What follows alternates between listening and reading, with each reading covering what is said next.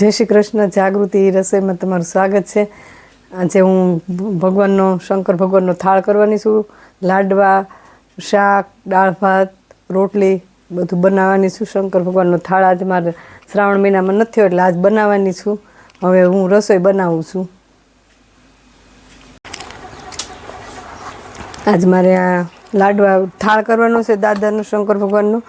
जो आ लाडवानो मैं मुठिया वाळ्या छे, लोटने એને તળવાના છે। હું અહીં તેલ મૂકી દઉં અને આ દાળ ભાત મૂક્યા છે મેં અહીંયા। થાળ કરું એટલે દાળ ભાત શાક રોટલી જો આપણે ભાતે ચડી ગયા છે અને હવે આ નાના ગેસે એને લઈ લઉં અને ઓલ પણ તેલ મૂકી દઉં એટલે મારે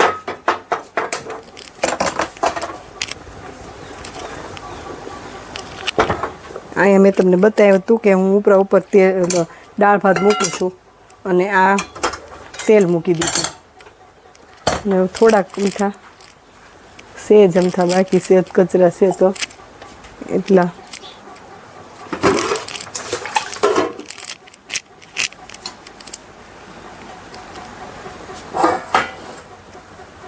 તો થોડા કાચા છે ને તો હું થોડુંક પાણી નાખું એટલે ત્યાં ચડી જાય।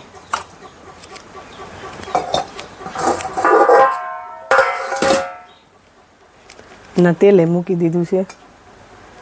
आ मुठिया ते तળી નાખું કરી નાખ્યા છે અને આ ભીંડાનું શાક બનાવવાનું છે।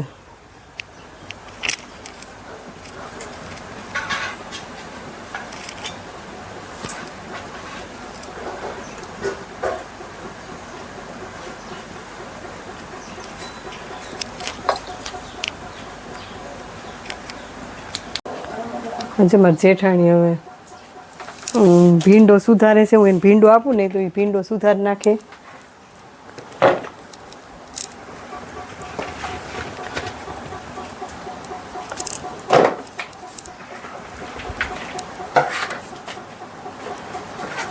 અને મારે આ તેલ આવી ગયું છે તો હું મુઠિયા તળી નાખું।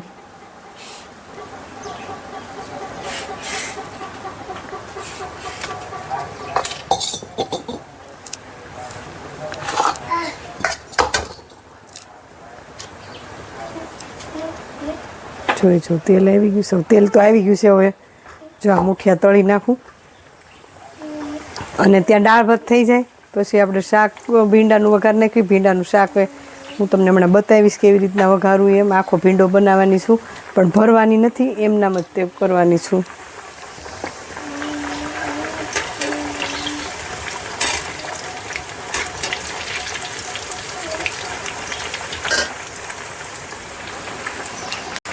આપણા લાડવા તળાઈ ગયા, ઓલા મુઠિયા તળાઈ ગયા છે લાડવા માટે।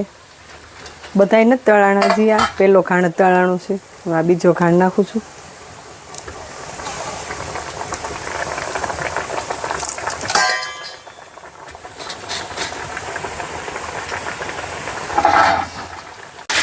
જો આપણો આ બીજો ખાંડ તળાઈ ગયો છે। હવે આ 3 રહ્યા છે છેલ્લા નાખી દઉં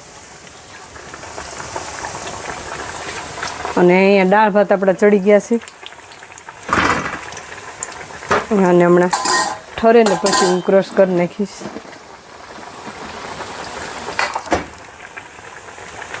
આપણા દાળ ભાતે હવે ચડી ગયા છે।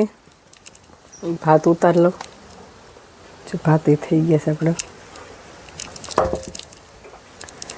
અને દાળ થઈ ગઈ છે।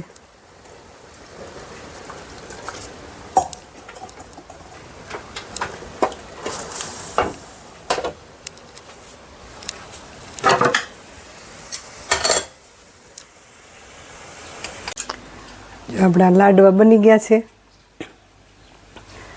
આ દાળ બની ગઈ છે, આ ભાત થઈ ગયા છે અને હવે હું શાક વઘારીશ। જો આ લાડવા બની ગયા છે બધાય શંકર ભગવાનના થાળમાં ધરાવવાના છે ને થાળી મંદિરે મોકલવાનો છે એટલે લાડવા તૈયાર થઈ ગયા છે। હવે શાક બાકી રહ્યું છે। હવે આપણે ભીંડાનું શાક બની ગયું છે।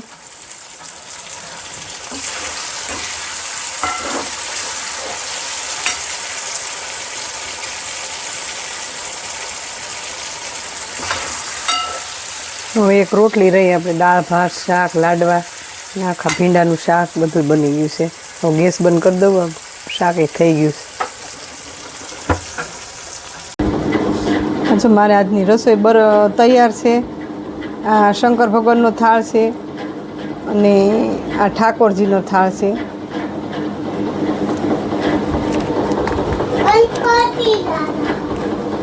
થાળ તૈયાર છે. હવે શંકર ભગવાનની થાળ હમણાં અમારા ઘરે રામ રોટી લેવા રોજ આવે છે એટલે લઈ જશે, અને આ ઠાકોરજીનો થાળ આપણે ભગવાનને ધરાવી દઈએ. અને જો મારી આજની આ રસોઈ તમને સારી લાગે તો લાઈક ને શેર જરૂર કરજો.